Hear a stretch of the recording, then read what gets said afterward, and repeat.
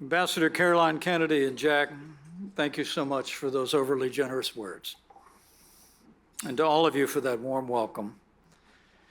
I must tell you, Caroline and Jack, your father and grandfather has been a hero of mine since my youth. And to be associated in any way with President Kennedy's legacy, with his ideals, is a distinguished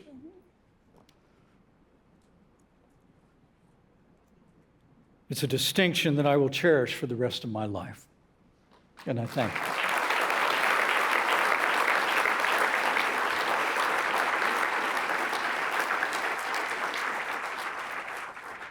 I must confess to a little bit of anxiety about coming tonight.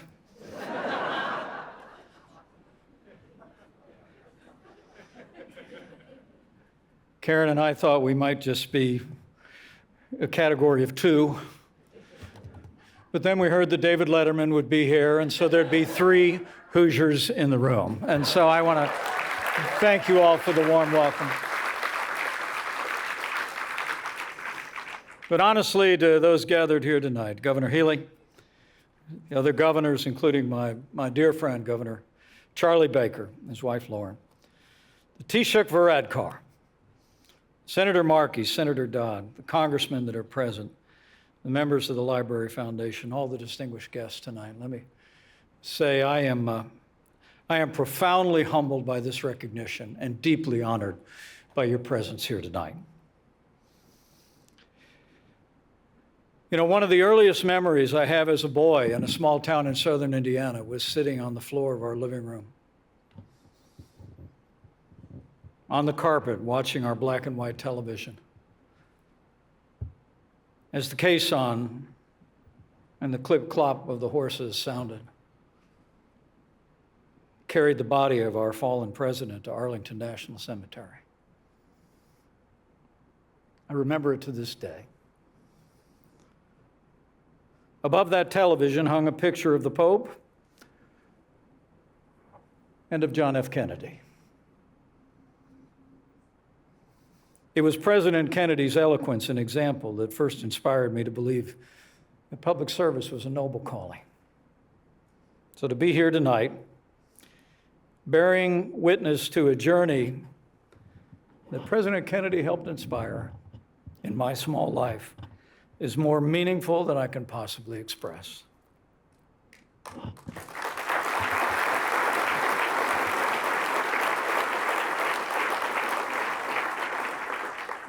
It was a great honor to serve as your vice president through all the history that we made. But the truth is, I feel profoundly unworthy to be associated with this award or the Americans enshrined in President Kennedy's storied book. When I think of that fateful day 4 years ago, the only heroes I saw were wearing uniforms.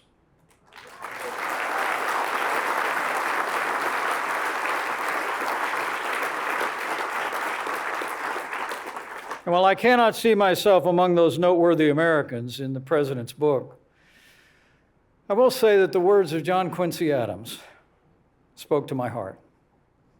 On page 30, where he wrote in his diary that he had prayed, in his words, that the Spirit from whom every good and perfect gift might enable him to render an essential service to the country, and to never be governed in his public conduct by any consideration other than duty. I will always believe, by God's grace, I did my duty that day to support the peaceful transfer of power under the Constitution of the United States of America.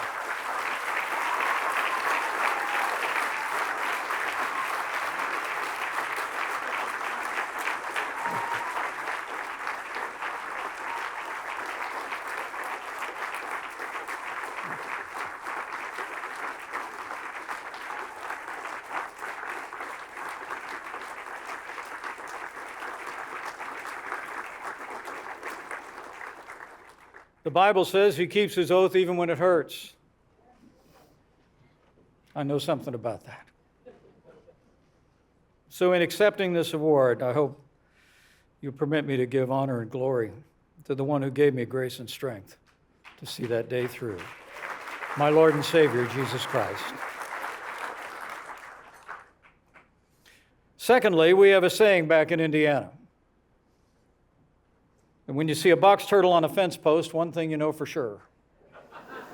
He had help getting there. So I want to share this recognition tonight with some very special people.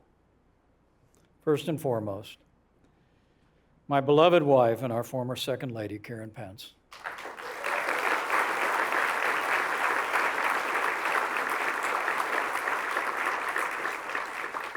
She's as strong as she is beautiful. And I've been on Team Karen for 40 years.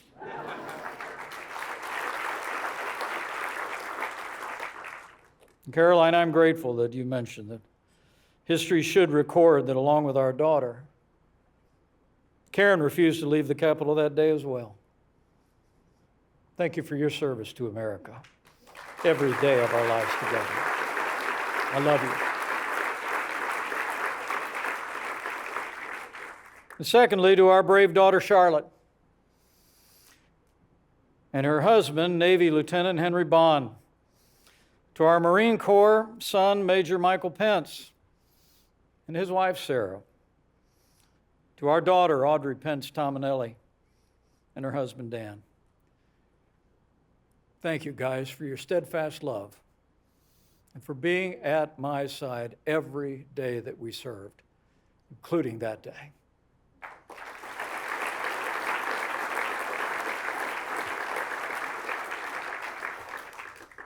And to our entire family back home in Indiana. And I remember my late father, a Korean War veteran named Ed Pence. And to my first generation Irish American mother. 92 years young, watching at home.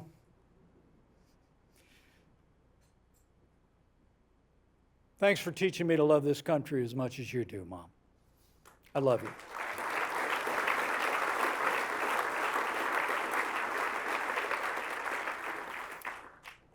And to three men who stood by me through that fateful day, including my brother, Congressman Greg Pence, and two remarkably principled men who are joining us here tonight with their spouses. My former Chief of Staff, Mark Short, my General Counsel, Greg Jacob, stood in the pocket in those fateful days and never wavered.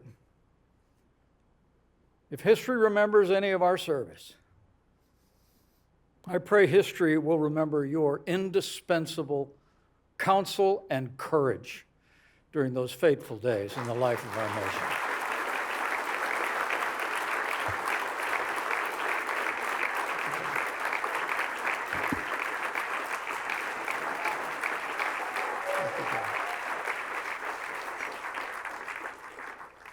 And finally, I want to thank the people of Indiana and America, not just for the privilege to serve and for your prayers, but for the words of encouragement over the last 4 years in airports and diners, stopping me on the street, people speaking a word of gratitude from every political background that I've heard over and over again, including through this special evening. Thank you all. It was my great honor to serve you.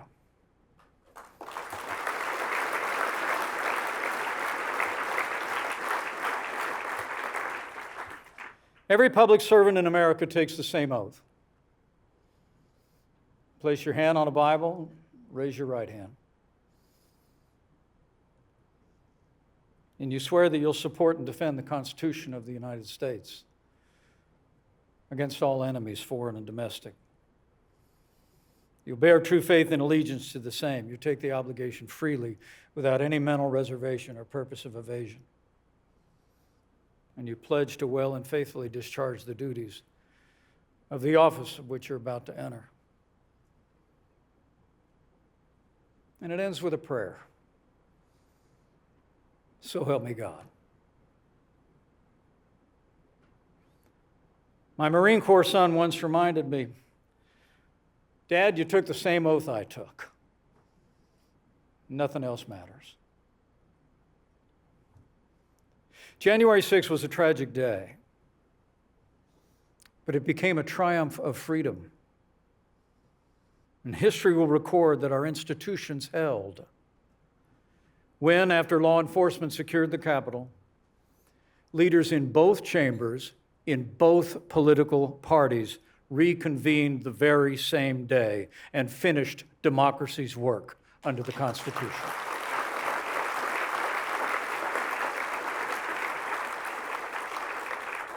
Winston Churchill once said, "When great forces are on the move in the world, we learn that we are spirits, not animals. There's something going on in time and space and beyond time and space, which, whether we like it or not, spells duty." Our institutions held that day not because of any one person, but because leaders in both political parties, Republicans and Democrats, did their duty. So I came tonight to give credit where credit is due,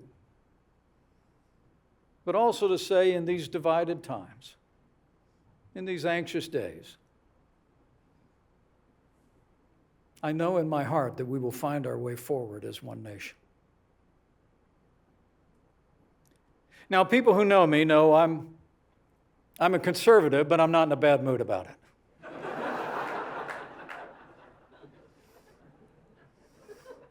I believe in a strong defense, limited government, the right to life, and I'm going to go out on a limb and say that might put me in the minority in this room.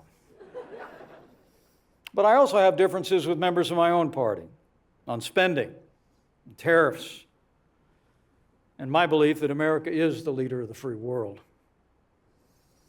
and must continue to stand with Ukraine until the Russian invasion is repelled and a just and lasting peace is secured.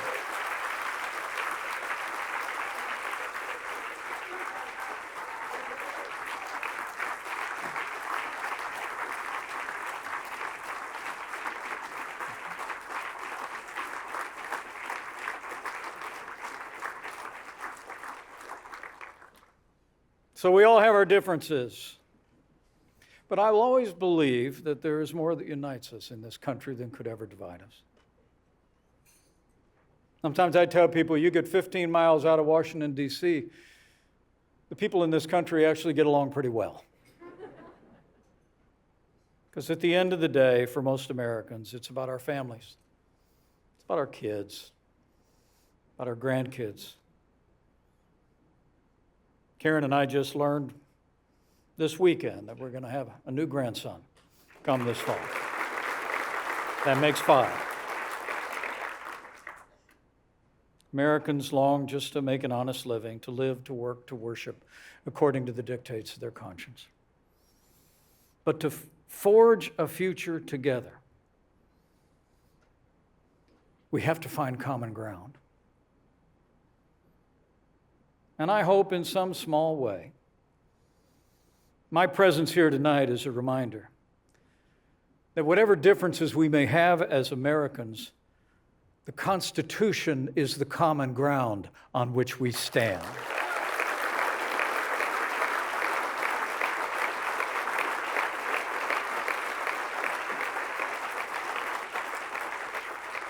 It's what binds us together across time and across generations. It levels every barrier of race and creed and religion. It's what makes us one people, one family. And I believe the Constitution is the foundation on which we can forge a future of security and prosperity for all of the American people. And as I stand before you tonight, deeply humbled by this honor, I want to assure you that I know we will forge that future. For I have faith. You know, in all my travels as your vice president, and as a governor and a congressman, I've seen the American people in good times and bad. Farmers, factory workers, doctors, and nurses rising to the challenge to make a living, to love their neighbors. I've also seen our people in the wake of tragedy, hurricanes, wildfires, and losses of human origin.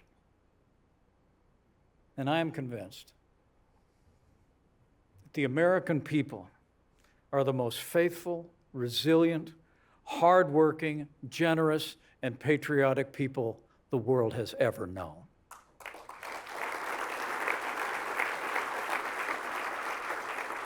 I have faith in the countless Americans who make this country work every day, and so should you. People who get up every morning, put in an honest day's work, look after their families, do the right thing when nobody's watching, and never get a chance for a night like this. I want you to know we see you. We honor you. And we know you are the ones that make America great and always will.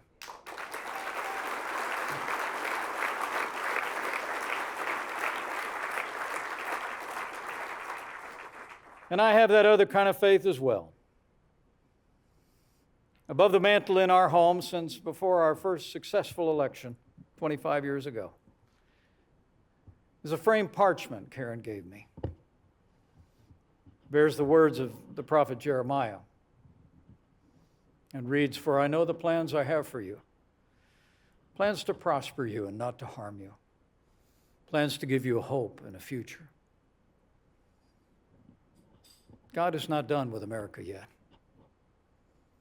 And I believe with all my heart,